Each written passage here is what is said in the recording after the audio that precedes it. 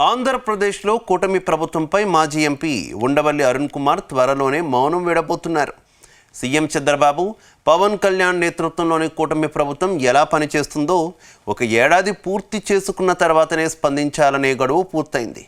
మరి ఉండవల్లి ఈసారి ఆంధ్రప్రదేశ్లో అధికారంలో ఉన్న ప్రభుత్వానికి సలహాలు ఇస్తారా లేక విమర్శలు చేస్తారా?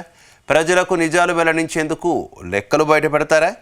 ఇప్పుడు ఆంధ్రప్రదేశ్లో ఇదే చర్చనీయాంశంగా మారిందా?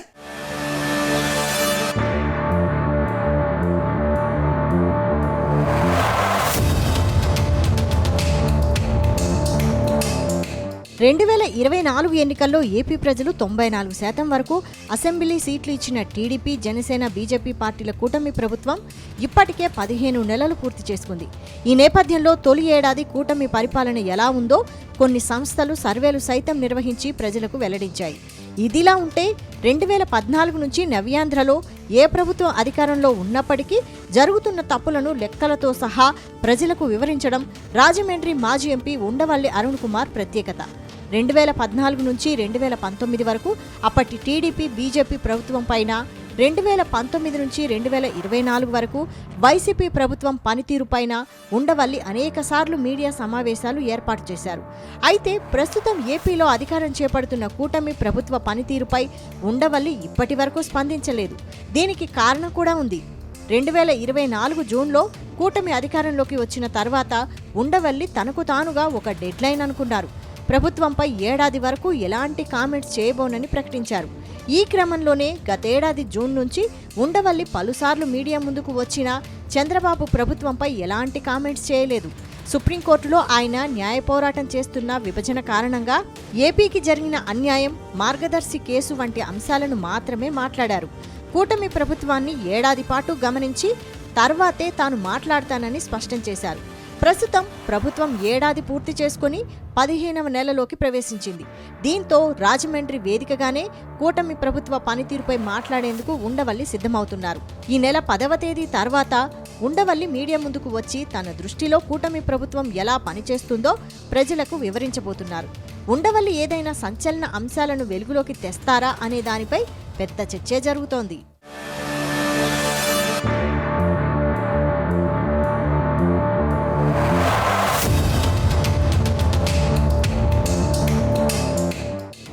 ఇక 2014లో ఆంధ్రప్రదేశ్ విభజన సందర్భంగా ఉండవల్లి కాంగ్రెస్ పార్టీకి దూరమయ్యారు. తాను ఇక ప్రత్యక్ష రాజకీయాల్లోకి వచ్చేది లేదని అనేకసార్లు స్పష్టం చేశారు. విభజన కారణంగా ఏపీకి జరిగిన అన్యాయంపై ఉండవల్లి ఇప్పటికీ సుప్రీంకోర్టులో న్యాయ పోరాటం చేస్తున్నారు. దీంతో పాటు ఆంధ్రప్రదేశ్లో ప్రభుత్వాల పనితీరుపై రాజమండ్రి వేదికగా సూచనలు, విమర్శలు చేశారు. జరిగిన తప్పులను లెక్కలతో సహా బయటపెట్టారు.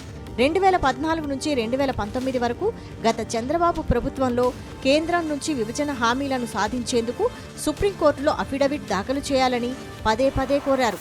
అప్పట్లో సీఎం చంద్రబాబును ఉండవల్లి స్వయంగా కలిశారు. 2019లో వైఎస్ జగన్ అధికారంలోకి వచ్చిన తర్వాత అనేకసార్లు విభజన హామీలు సాధించేందుకు కేంద్రంపై పోరాడాలని సూచించారు. అయితే అటు టీడీపీ, ఇటు వైసీపీ కేంద్రంలో ఉన్న మోదీ ప్రభుత్వంతో విభజన హామీలపై పోరాటం చేయలేదని అనేకసార్లు విమర్శించారు.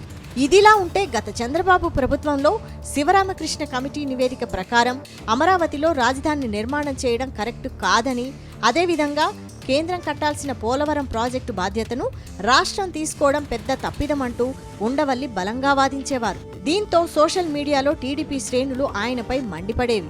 2019లో జగన్ ప్రభుత్వం ఏర్పడిన తొలి రోజుల్లో తన స్నేహితుడు వైఎస్ఆర్ కుమారుడు ముఖ్యమంత్రి అయినందున హర్షం వ్యక్తం చేశారు. అవినీతి జరగకుండా సుపరిపాలన చేయాలంటూ జగన్కు ఉండవల్లి ప్రధానంగా సూచించారు. అయితే గత ప్రభుత్వంలోనూ అనేక తప్పిదాలు చేశారంటూ జగన్ పైన ఉండవల్లి బహిరంగంగా విమర్శలు చేశారు. జగన్ ప్రభుత్వం భారీగా అప్పులు చేయడం, జనసేన అధినేత పవన్ కళ్యాణ్ను భార్యల పేరుతో తిట్టడం వంటివి సరికాదంటూ అప్పట్లో ఉండవల్లి మండిపడ్డారు. దీంతో ఇటు టీడీపీ, అటు వైసీపీ శ్రేణులు సైతం ఆయనపై గుర్రుగా ఉండేవి.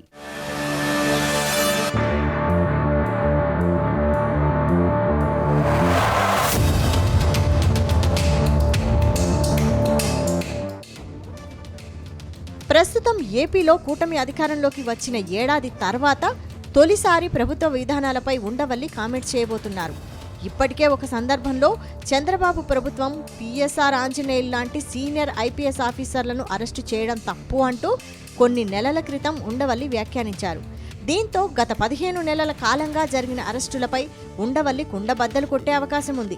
ఇక వైసీపీతో పాటు వామపక్షాలు చేస్తున్నట్టుగా ఏడాది కాలంలోనే ఏపీ ప్రభుత్వం 1,75,000 కోట్ల రూపాయలు అప్పులు చేయడం, రాజధాని అమరావతి కోసం రెట్టింపు భూసేకరణ వంటి నిర్ణయాల వెనక లెక్కలను సైతం బయటపెట్టే అవకాశం ఉంది.